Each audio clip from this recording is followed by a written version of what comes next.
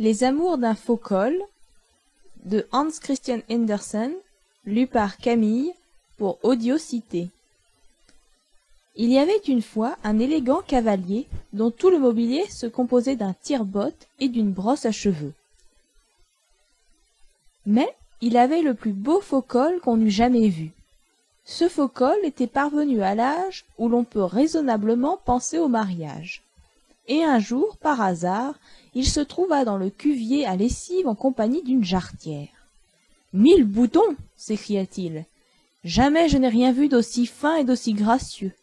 Oserais-je, mademoiselle, vous demander votre nom ?»« Que vous importe ?» répondit la jarretière. « Je serais bien heureux de savoir où vous demeurez. » Mais la jarretière, fort réservée de sa nature, ne jugea pas à propos de répondre à une question si indiscrète. « Vous êtes, je suppose, une espèce de ceinture, » continua sans se déconcerter le faux col. « Et je ne crains pas d'affirmer que les qualités les plus utiles sont jointes en vous, aux grâces les plus séduisantes. Je vous prie, monsieur, de ne plus me parler. Je ne pense pas vous en avoir donné le prétexte en aucune façon. »« Oh, mademoiselle, avec une aussi jolie personne que vous, les prétextes ne manquent jamais. On n'a pas besoin de se battre les flancs. On est tout de suite inspiré, entraîné. » « Veuillez vous éloigner, monsieur, je vous prie, et cessez vos importunités. »« Mademoiselle, je suis un gentleman, » dit fièrement le faux col. « Je possède un tire-botte et une brosse à cheveux. » Il mentait impudemment, car c'était à son maître que ces objets appartenaient, mais il savait qu'il est toujours bon de se vanter. « Encore une fois, éloignez-vous, » répéta la jarretière. « Je ne suis pas habituée à de pareilles manières. »« Eh bien, vous n'êtes qu'une prude, » lui dit le faux col qui voulut avoir le dernier mot. Bientôt, après, on les tira l'un et l'autre de la lessive, puis ils furent empesés, étalés au soleil pour sécher, et enfin placés sur la planche de la repasseuse. La patine à repasser arriva. « Madame, » lui dit le faux col, « vous m'avez positivement ranimé. Je sens en moi une chaleur extraordinaire. Toutes mes rides ont disparu. Daignez de grâce en m'acceptant pour époux, me permettre de vous consacrer cette nouvelle jeunesse que je vous dois. »« Imbécile !» dit la machine en passant sur le faux col avec la majestueuse impétuosité d'une locomotive qui entraîne des wagons sur le chemin de fer. Le faux col était un peu effrangé sur ses bords. Une paire de ciseaux se présenta pour l'émonder.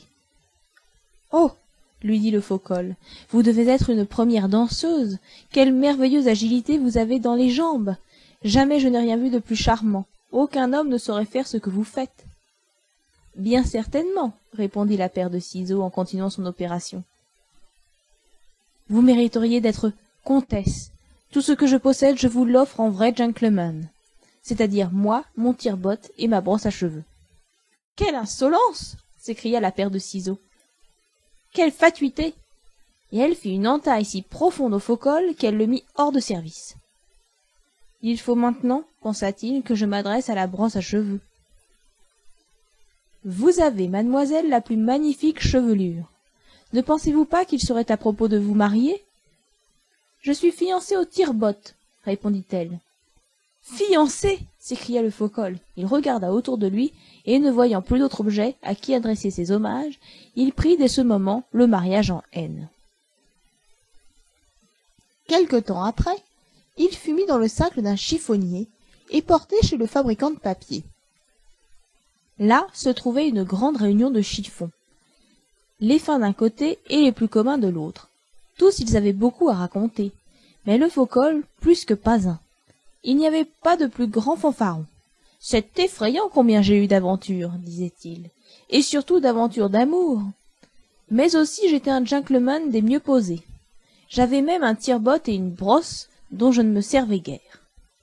Je n'oublierai jamais ma première passion. C'était une petite ceinture, bien gentille et gracieuse au possible. Quand je la quittai, elle eut tant de chagrin qu'elle alla se jeter dans un baquet plein d'eau. Je connus ensuite une certaine veuve qui était littéralement tout feu pour moi. Mais je lui trouvai le teint pas trop animé et je la laissai se désespérer si bien qu'elle en devint noire comme du charbon. Une première danseuse, véritable démon pour le caractère emporté, me fit une blessure terrible parce que je me refusai à l'épouser. Enfin, ma brosse à cheveux s'éprit de moi si éperdument qu'elle en perdit tous ses crins. Oui, j'ai beaucoup vécu, mais ce que je regrette surtout, c'est la jarretière. Je veux dire la ceinture qui se noya dans le baquet. Hélas, il n'est que trop vrai. J'ai bien des crimes sur la conscience. Il est temps que je me purifie en passant à l'état de papier blanc.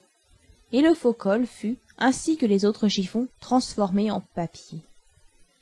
Mais la feuille provenant de lui n'est pas restée blanche. C'est précisément celle sur laquelle a été d'abord retracée sa propre histoire.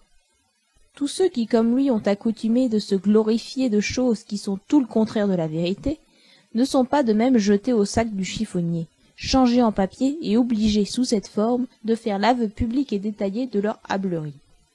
Mais qu'ils ne se prévalent pas trop de cet avantage, car au moment même où ils se vantent, chacun lit sur leur visage, dans leurs airs et dans leurs yeux, ainsi bien que c'était écrit. Il n'y a pas un mot de vrai dans ce que je vous ai dit.